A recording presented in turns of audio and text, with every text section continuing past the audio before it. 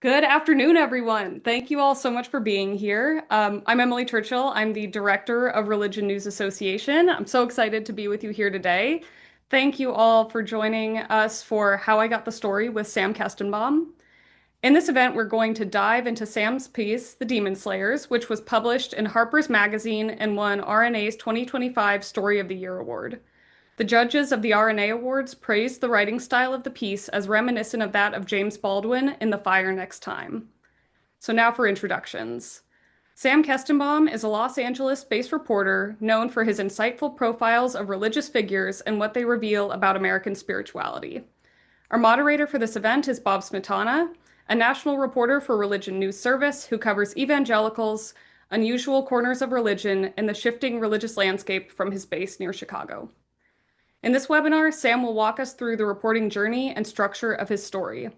Then we'll turn to a broader conversation about exorcisms, the media, and the nature of spectacle. After that, we will open up for a Q&A with the audience. So throughout this event, please use the Q&A chat function to send in your questions, and we will get to as many of them as we can during the Q&A section.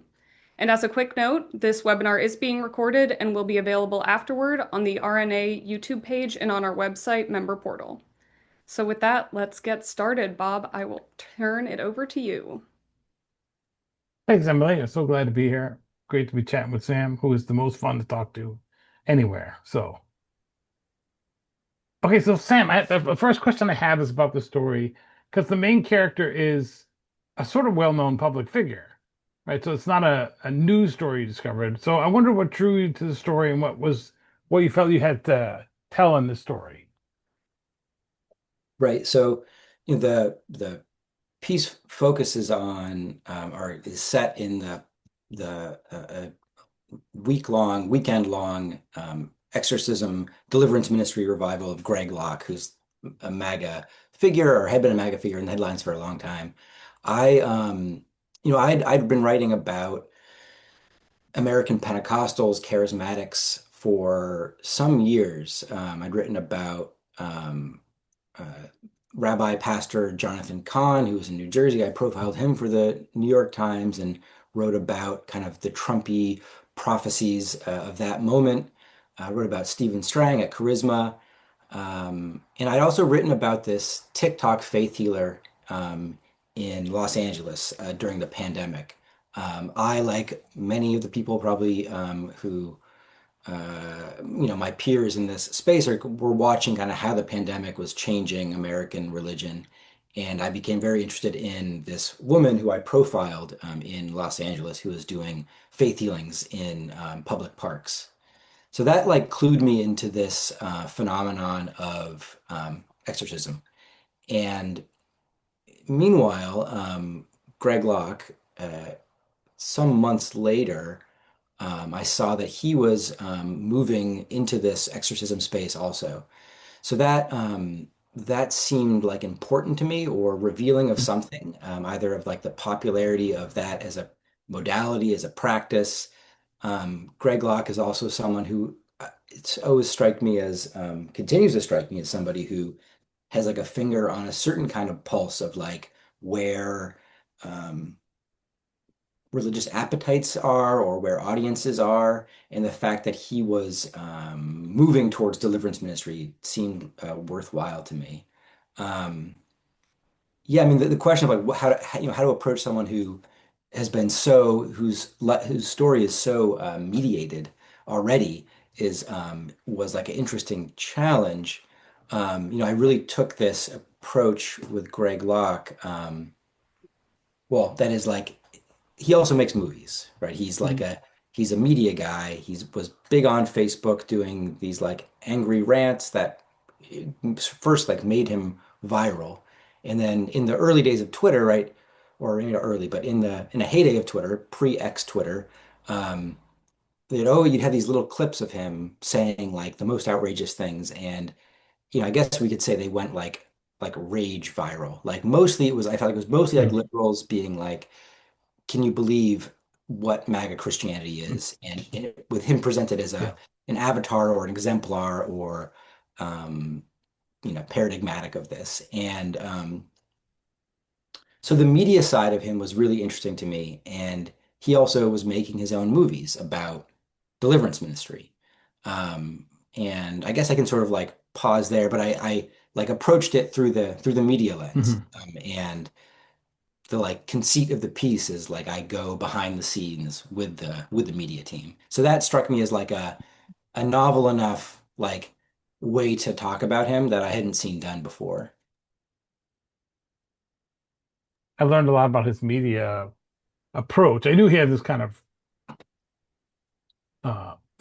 this kind of I didn't realize he had a company and a guy, kind of his a media guy doing this. So that was super helpful. So I wanted to jump into that because you made an unusual step of sort of jumping in as a volunteer and embedding yourself in this group. So you weren't just reporting on it, but you're actually helping produce it. So I wondered how you thought about the kind of boundaries that go along with trying to embed in this kind of situation.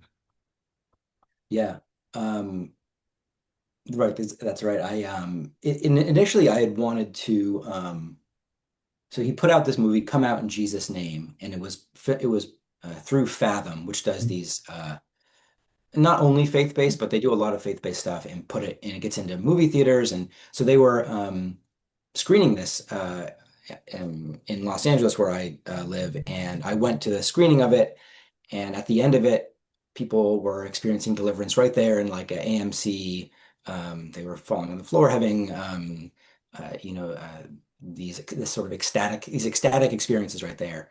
So initially, I thought I was going to review the movie. I didn't think I was going to spend time with him. And so I got had a screener of it. I spoke with him about it, and in the process of it, I thought, maybe there's actually more to this than not just, but I was interested in the film, like Mhm. the product itself and what it is they were doing with it, because they were telling their story so interestingly, so clearly, and like with a kind of behind the scenes look. So I thought, okay, what would it look like for me to kind of go behind the scenes with people who were already interested in telling their like behind the scenes story of their uh, their transformation into a charismatic ministry? Because Greg Locke initially was Baptist and was not interested in gifts of the Spirit and this kind of ecstatic religion, and actually preached against it. And this reveals other trends in American religious life that are interesting.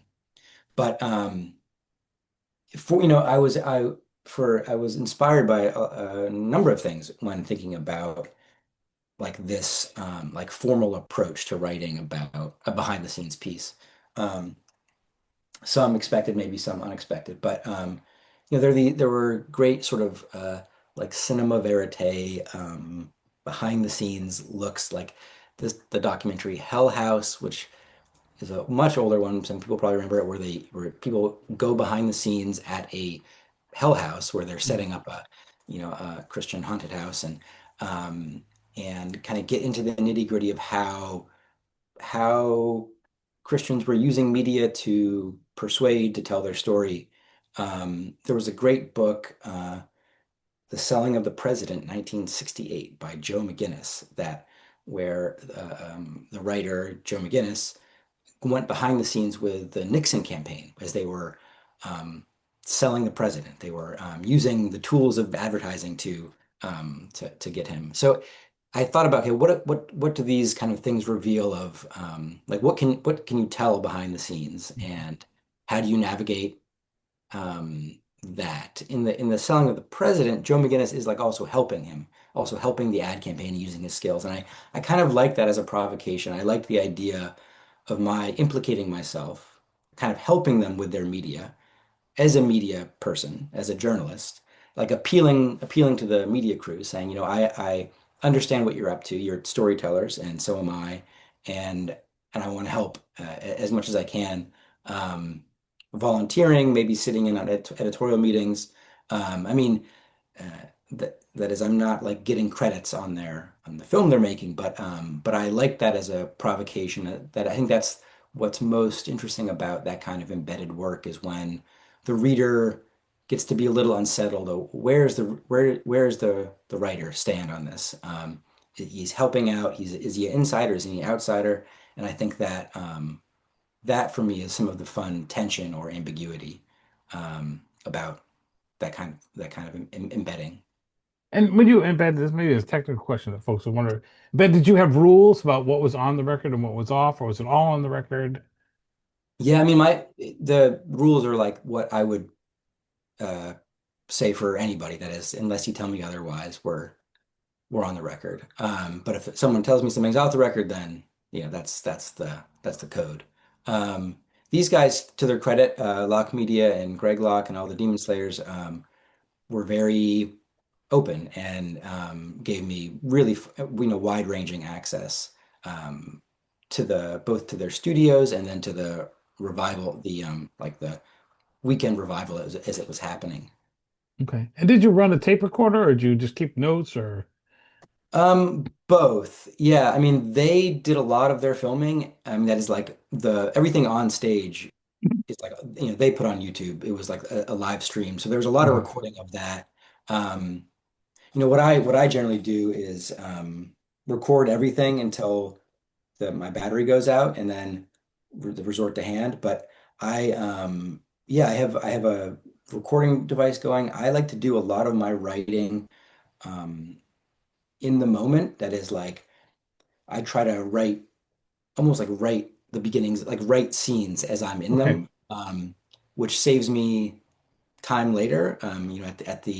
As I'm sitting down to the writing, like the more grueling writing process, I actually have done a great favor to myself of trying to put it into a scene already. Mhm. And this is like a really sensory rich environment, and I think that comes across in the piece. That is, I really wanted to give almost like a we could say ethnographic or like a film feeling, like a Mhm. scenic filmic quality to what it is to go into a, 3,000, 4,000 people packed revival tent that Greg has there in the Nashville suburbs, and what it is to be there among all these people um, on a hot Tennessee night. I don't need to tell Bob about um, the heat in the middle of the summer there, and there wasn't great ventilation at this arrival tent, so it was really really hot, and so I wanted to really give the sensory feeling to a reader, and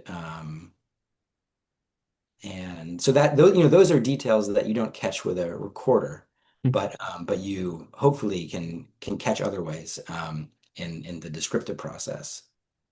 And did you write that by hand, by typing it? Yeah, no, I'm typing on a phone. Okay. Most of my notes there, and then a note and like a backup notepads Okay. if something goes awry. And then what I'll do is I'll generally at the end of the day, however tired I am, in this case it happened over the piece happened over the course of like a week, with like 3 days being the most intense, like most exhausting days. And I'll go back to my motel and try to write through all the notes that Mhm. I've gotten, and preserve as much as I can the like uh while it's still fresh in my head, like reflecting on the things. Mhm. And if there are recordings that I need like transcribed, that can happen later. Okay. Yeah. So it feels like you're almost like so they're filming this thing. It feels like what you're saying is you're almost like a radio or TV broadcaster at an event for yourself. You're going like, oh, okay, here's what's going on, and setting the mood, like you're setting the mood for the reader already while you're in the moment. Yeah, I mean they're like the fact that they are also making their own media about the event that I'm also making media Yeah. about. This is like there's like a kind of meta quality to this Hmm. piece and to that experience. And there's even, a section in the piece where I talk about this, where I say, as my notebooks fill and their cameras roll, I'm left to wonder like how different the things are that we're creating.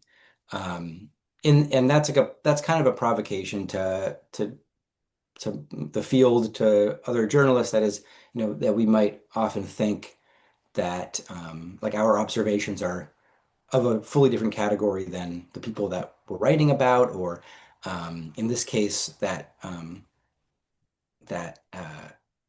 someone like Greg Locke has a far larger following than I do on social media. His um, his movies, I'm sure, have a wider reach than for all of the great things about Harper's Magazine. It's like a boutique literary product, and Greg Locke on TikTok and Twitter is probably reaching more people. Um, so there's an interesting quality there that I wanted to prod. And I wonder how you answer that question for yourself of what am I doing that's different than them? Yeah, I mean, it's funny. I mean, it's I think it's evidently a different product. I mean, the like the the story is, Mhm. but I think the thing that I wanted to point to was more the similarities than the differences. I think the differences are kind of taken for granted, not taken for granted, but are evident. That is like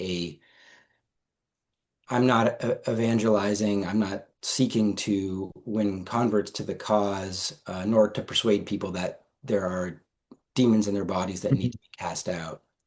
Um, but like them, I'm going there. I'm looking for the interesting scenes to describe the um, people experiencing like a kind of a religious ecstasy. Um, there are things that we are both interested in spotlighting about this experience, and pointing to why they might feel similar felt like more of the provocation than like what's different about them. Mhm. Um, if that Yeah, makes that makes a lot of sense. I wanted to ask you a little bit about Greg because I have known. So I used to be a reporter at the Tennessean. I've known Greg Locke since he started there. And the first, he always has been, I describe him as Carnival Barker, right? The first thing he called me is like, I'm backpacking for Bibles, right? He went to send Bibles to missionaries. So he went on like a 100-mile or 200-mile hike. Then he was like riding his bicycle just for the homeless and sitting up on one of those cherry pickers. And then he discovered YouTube. He's a man who morphs and has his pulse on him. But as religion reporters, we think you tell me you believe something, my evaluation of your belief or not is, you want to pick up snakes, you want to believe and do whatever you want to do. Okay, I'm going to take you at face value, or at least some of that.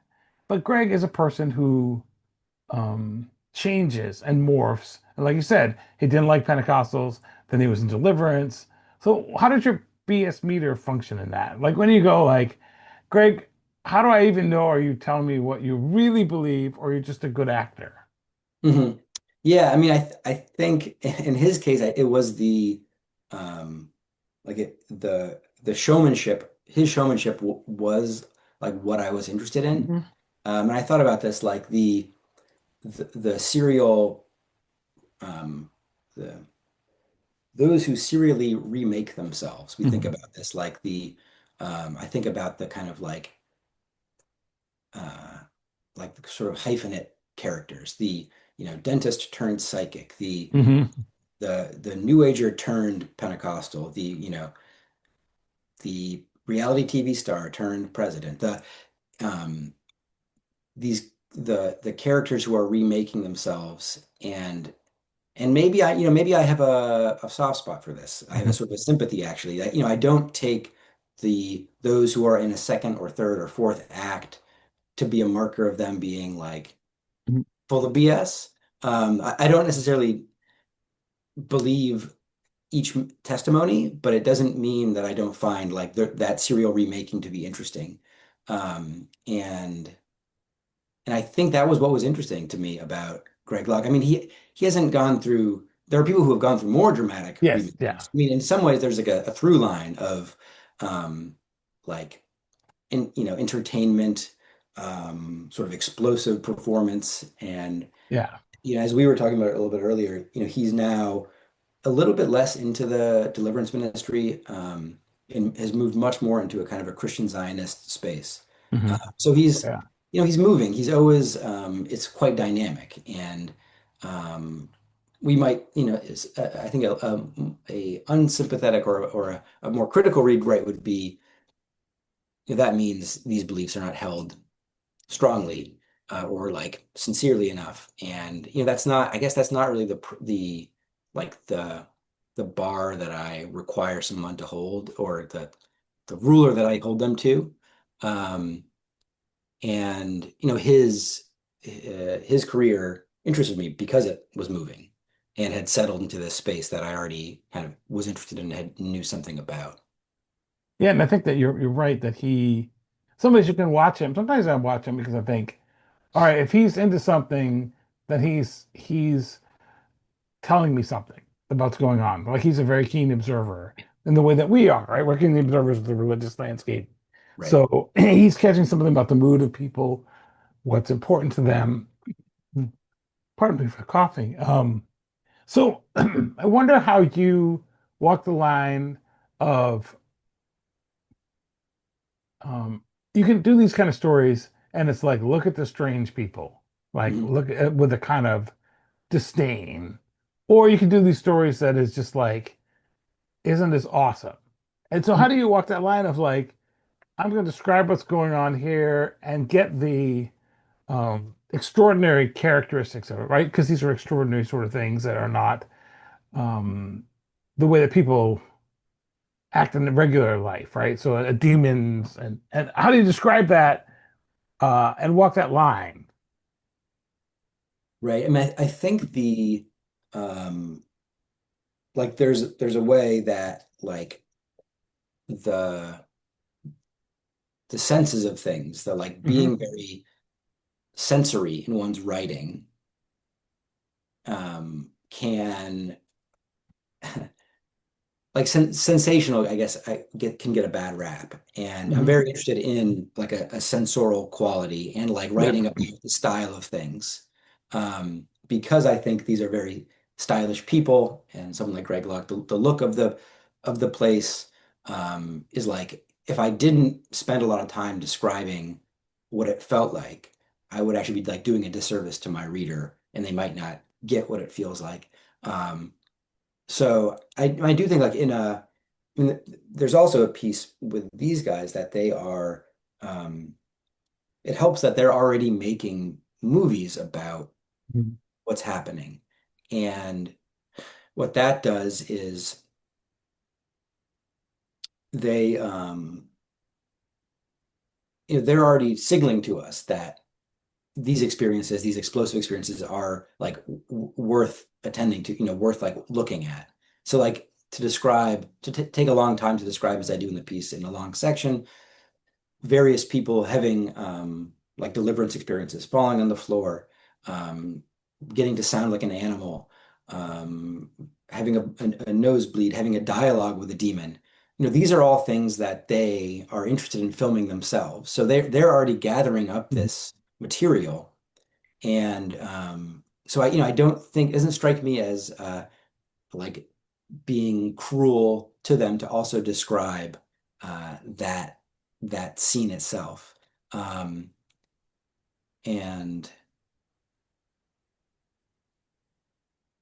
yeah, and I there are other moments in amid that deliverance too. I open up I leave in this piece the open question of whether I will participate in an exorcism myself. That is, I'm there helping backstage, moving equipment, sitting on editorial meetings, but will I actually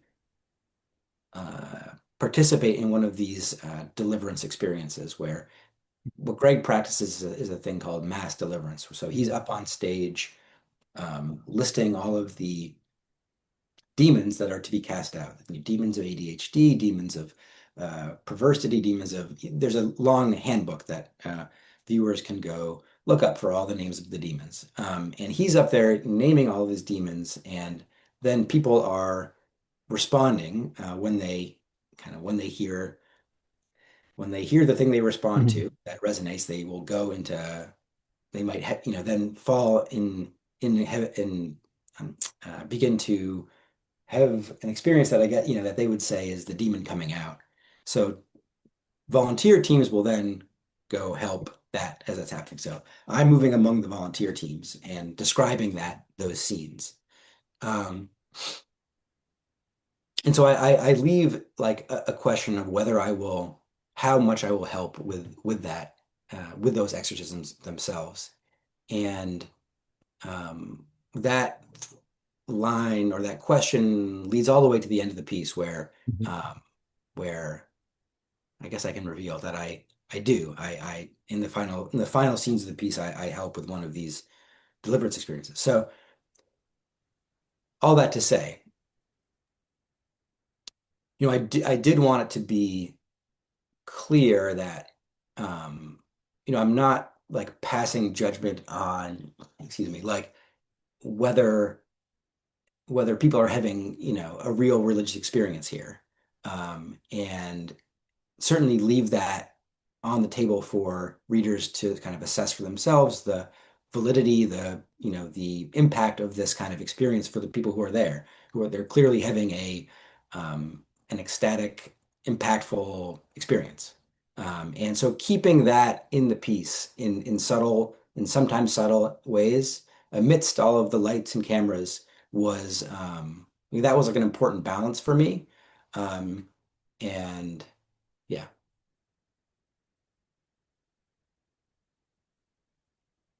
You're muted.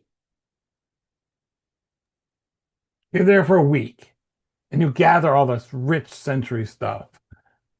So it sounds like one strategy you had was like, I'm going to write scenes. So in some ways, you're borrowing from like radio or documentary. Like, I need some scenes to tell this bigger story.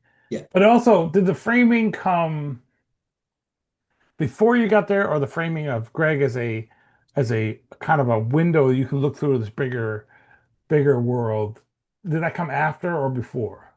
No, that was very much the like the project model or the reporting like strategy was it was that from the beginning.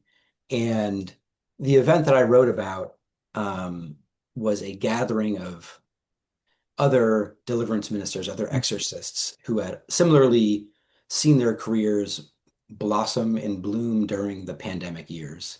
So these are very very online digital ministers, and I saw they were all coming together at this event, the second one Greg had hosted. So I knew that it would be a way to talk not just about Greg, but Mhm. about this movement, this community, this supergroup, this extended universe, and they even sort of think about themselves in that way. They have a like a supergroup brand name, Yeah. the Demon Slayers they call Mhm. themselves, and they so the just as a point of like form, Harper's doesn't really do like personality profiles in the way that like the New Yorker does or other places. So Yeah. it it it isn't like Greg is a character who I follow through the piece, but it's Mhm. really about this category of minister that has come into popularity. It came into popularity over the pandemic. Mhm. That has, of course, much older Yeah. precedents in both American religion and religion in general. But the exorcist, the deliverance minister, in the in the kind of digital age. So this event where they were all coming together seemed like sort of the perfect way to get them all in a room together Yeah. and see them interacting, and could describe like a type of Yeah. person, instead of only one person. And it's such an interesting mix of exorcism, like we think of the Exorcist movie, uh, Pentecostalism, it's a kind of, and the kind of performative nature of Pentecostalism, and what they call this network Christianity, which is Yeah, this kind of non-denominational, but highly online, interactive, so, visual kind of religion that's going on in America like that. We don't really, we see the politics side, but we don't see the, like, this is interesting there's not a lot of politics in this piece, right? So this is more about spiritual experience, which is actually we not kind of religion reporting we get to do much these days because it's Right. almost all about politics. So here's a question I have. Uh, so did you get blowback from these folks? How do they feel about you when it came out? It was still a relationship? Did you think, oh, do I have to not say something because it will? I'm thinking about to back up. I'm thinking about the relationship between the author of Salvation on the Silent Mountain and the people in the book, which became hostile afterwards, and was hostile for years. In which the person goes, I can't remember the author's name. It's a wonderful book. My brain Covington. is Dennis Covington. Dennis Covington, and Yes. Dennis was great, but he's picking up Snake. He's doing some of the things you're doing, right? He beds himself in this thing and has a falling out. But the people in the book, because he has to report things that they don't like about themselves, Yeah. uh, became like an enemy for a long time. There was and when you report on serpent handlers, sometimes you can, or any kind of group like this, you can become not friends, but you have a rapport with them, Right. but it's a tenuous rapport. And so I wonder how you think about that relationship. Yeah. Um, I mean, it's a strange dance that Mm. Yeah. we do with sources with subjects, and um, and ultimately we have to print the story that we see, not the Hmm. stories that they want us to write, and that otherwise one would be kind of remiss in their job. Um, I've had some interaction with them since. Greg, his home was attacked some time ago, um, Oh and yeah. and I sent him a note after that, and then I spoke with uh, another one of these demon slayers about something else, unrelated to demons. So yeah, I mean, I would say, my bar really is like, if if I hear nothing, that's probably okay for me. That is like, if someone really really liked the piece that I wrote about, that would give me pause as well.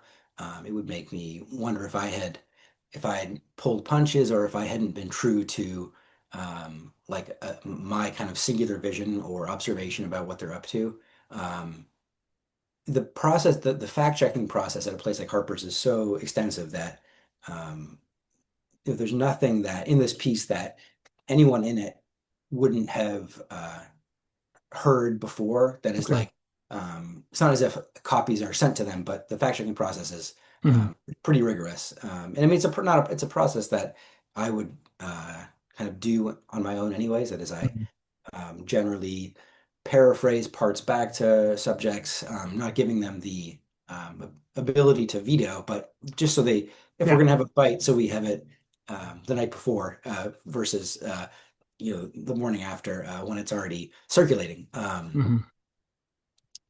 And yeah, I mean, I think these folks are also quite savvy, and I think know the value of um, press Hmm. of any kind.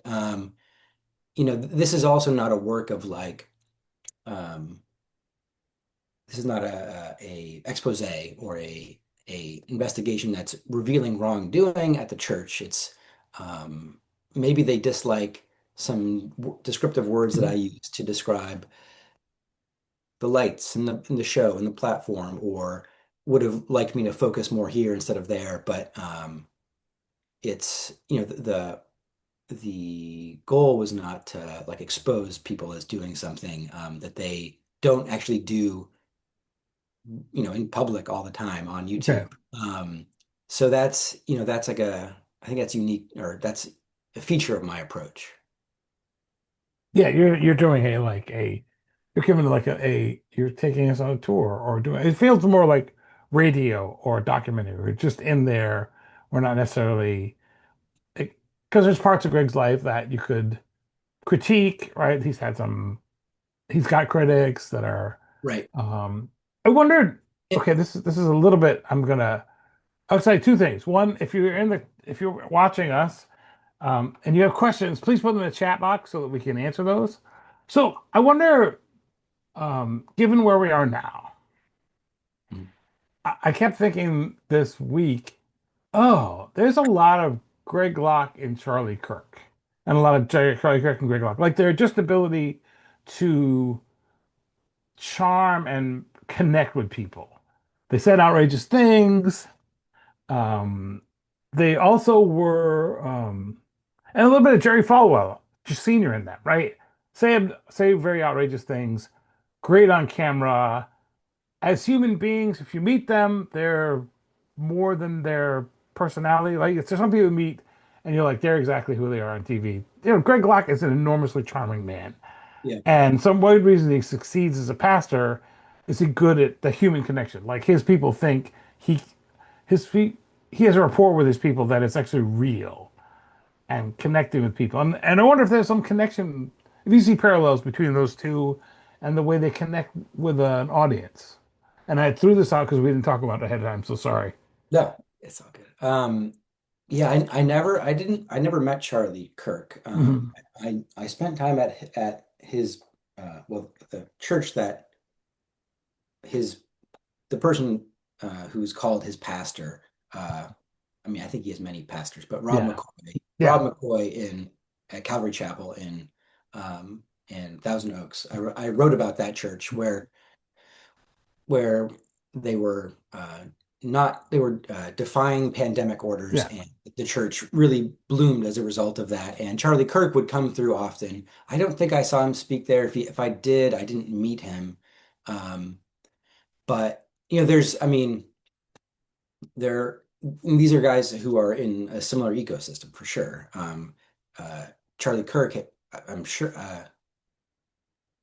I'm fairly certain he went to Global Vision when Greg Locke was not closing his church during the pandemic. So they both rose up in that time of defying COVID orders and like bundling that with a whole set of um, like spiritual concerns about spiritual warfare and the church being under attack. And Greg ultimately becomes interested in spiritual warfare in a slightly different way that is like in the casting out of demons. But I mean, their similarity also is to, to my mind has something to do with um they're also really good content creators, and I don't mean that in a like that's not like a dig at them, Mhm. but they come up in a digital ecosystem and like mastered the certain forms of content. I mean, in Charlie Kirk's uh, part, these clips of him debating and people looking kind of bad on camera, I think, or having a debate, but then the liberal side ultimately not looking, losing. This was great content that circulated really widely, and Greg had done a couple of different sort of uh, uh, content styles. But yeah, I mean, I think they were able to bottle their charm in a certain way and have that put that out on platforms. And in addition to just being like politically aligned on COVID and Trump and spiritual warfare and a whole host of other Mhm. things, sexuality issues and abortion, and they were aligned like ideologically as well as stylistically. Yeah. No, I think that's what I was trying to get at. Like feel and they they both seem to be great at making content that elicited a response from the audience. Either you loved them or you hated them. They didn't get any mad response, right? So they could get hate watched or love watched, either way. Okay, so here's a question that came in. Were there moments in this piece where you had to decide whether make a judgment call about what should I include or whether to include a certain detail? And how did you make that call? Yeah. I mean, at every juncture.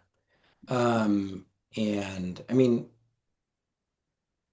let me think if I can think of something that would be illustrative of this.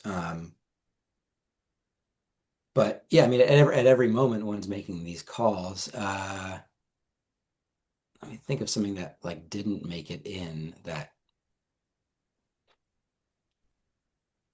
Okay, so there's a scene in the piece where um, I'm describing myself being backstage with the media team, and they're passing out lanyards and they're describing the protocols for how we'll go about um, how the volunteers will be out in the crowd looking for people to be interviewed on camera, which is also very similar to what a reporter is doing as you're going around and you're looking for interesting details. But in that scene, I'm back there with members of the media team and one of the one of my hosts, one of the media folks, guy Wayne, says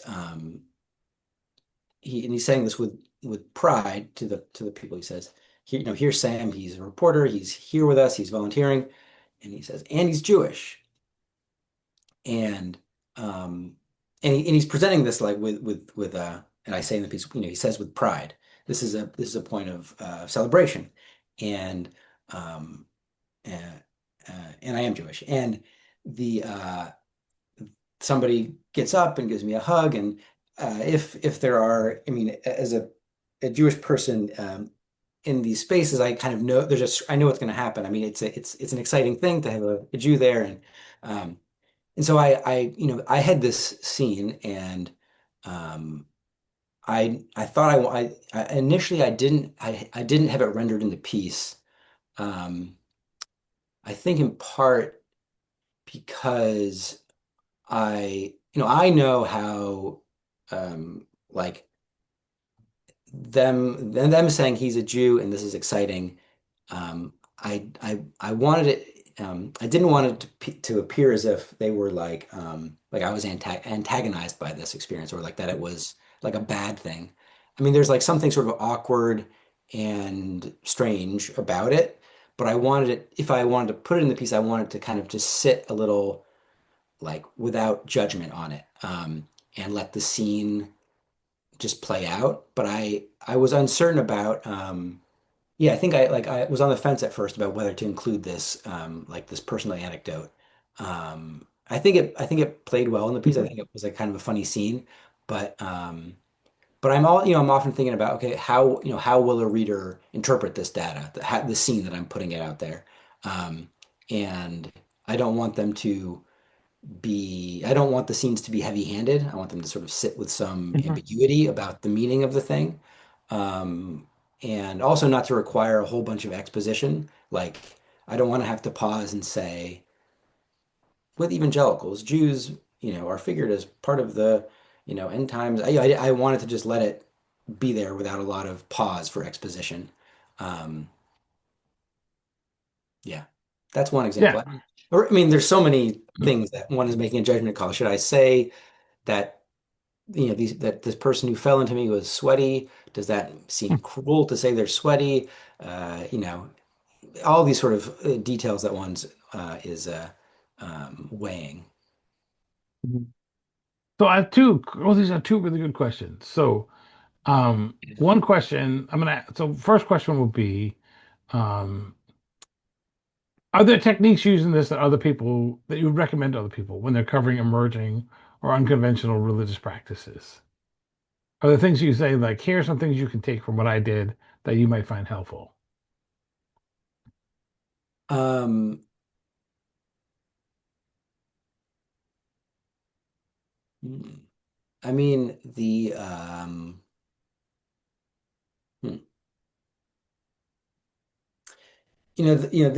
This piece, as I've said, like builds on a whole lot of other reporting I'd done. And I don't think I would have been able to do it the way I had if I hadn't spent so much time, already like in deliver like among deliverance ministers, among other like spirit-filled congregations and people. So, each thing builds on the next. And so I think, I don't know totally what's usable there, but like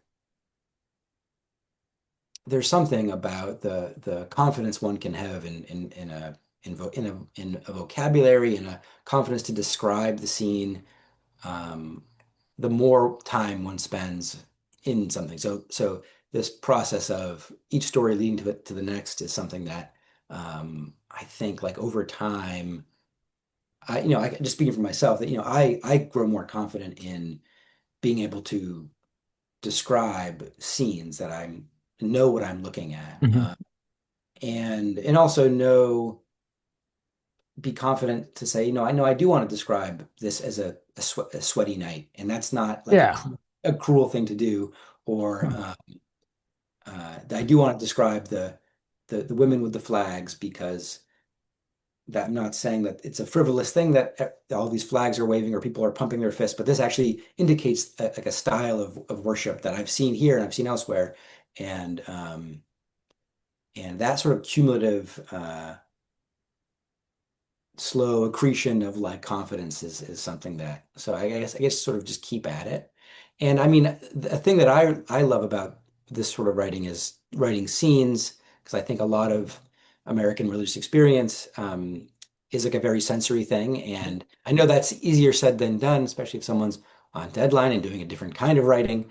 But I do think, like attention to style and scene and feeling, I think probably would benefit. Uh, I wouldn't hate to see it in most pieces. Yeah, no, I'm thinking as I thought about you, I'm thinking about this. I'm thinking if you're writing these scenes, you're going to have to pay attention. And the danger of reporting the way we do now is we do a lot of it remote. We do a lot of it where we get the camera, we have a camera or a recorder rolling, so maybe we're not paying as much attention, we're not writing things down, we're not as engaged. And there's so many things in the scene that you only get because you get the tone or the feel of it or description of it that there's a and because we think about so much about ideology these days, that we can sometimes talk about the ideas or the what we think about the person is saying instead of just saying like describing them. I mean, this seems like you're doing somewhat religion reporting. It's best of I'm going to take you here. Here's what I see. Here's what these people look like in Right. their in this experience, and then you draw the conclusions Right. or Yeah. you have the reactions. Because sometimes you just see things you're like, holy guacamole. Right. And you're like, okay, how do you get that feeling of what's going on? So here's a question. This is actually a really good one. It's probably something that's not as much in the piece, but Greg is a person with a huge audience, Yeah. a lot of fans. He is not the most beloved person in Mount Juliet, Tennessee. Like there are people who Right. don't like he put up the tent without telling people they're in a fight over.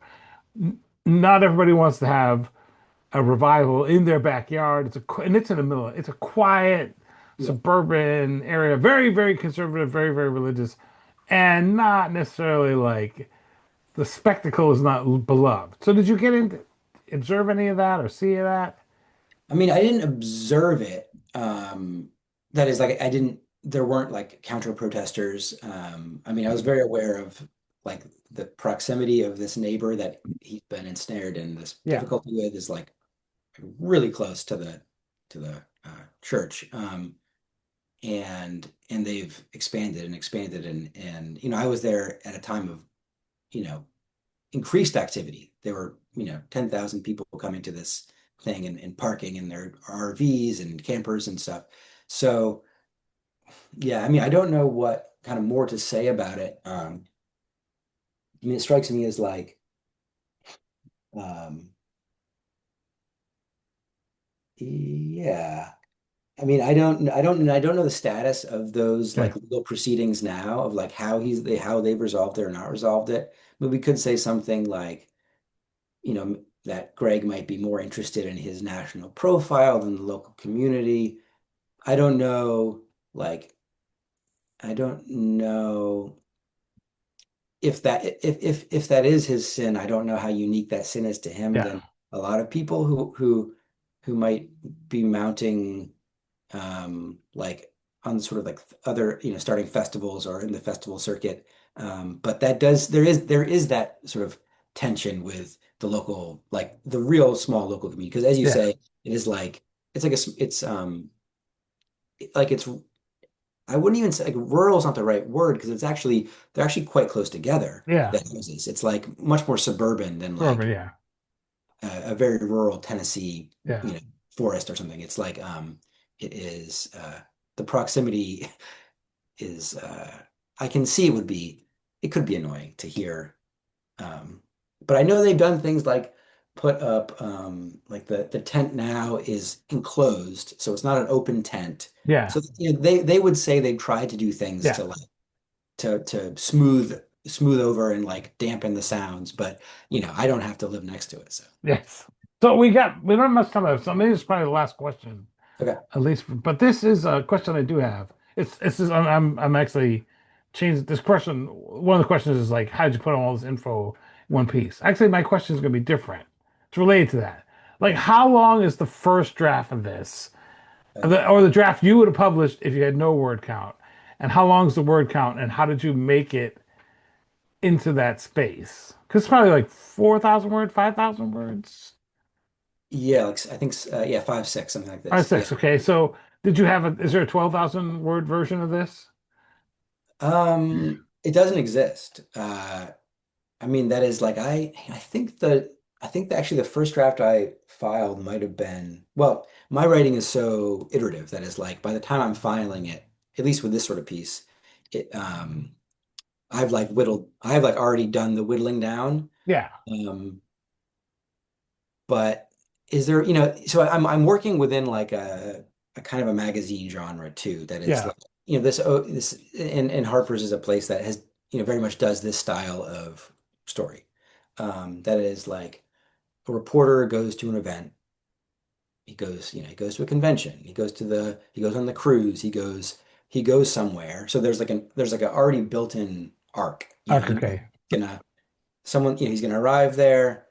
He's gonna see a thing. And it's gonna end. So whatever happens within that is the like built-in arc Hmm. uh, of the story. So I mean, I guess each part of it could be a lot longer. Like it could Okay. be much longer, but I feel like that sort of arc, like sings probably best around that length. Okay. Um, your question was like, what Yeah. do I have?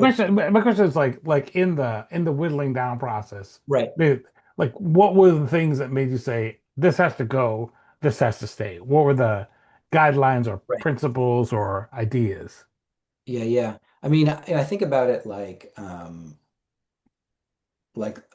certain elements that I knew I wanted. Like I knew I wanted an extended deliverance scene. Yeah. Uh, to sort of describe mass deliverance. And that is in the piece. And I use like different techniques in order to render that scene, one of which is I have like within it mini scenes Yeah. of each little deliverance, like micro deliverance happening, but this is all sort of happening simultaneously. Or Yeah. that's the effect I want to have. So I knew I wanted like a big set piece about that. I knew I wanted behind the scenes pieces of them like doing stuff at their studio. And I knew I had to do like a truncated version of Greg Locke's story Yeah. and a bit of history about deliverance ministry itself. So there's like all of these elements that I'm like figuring out. It's like making a recipe of food or something. You're like, I need a little more of this, I need a little less of this. But I knew what the ingredients were.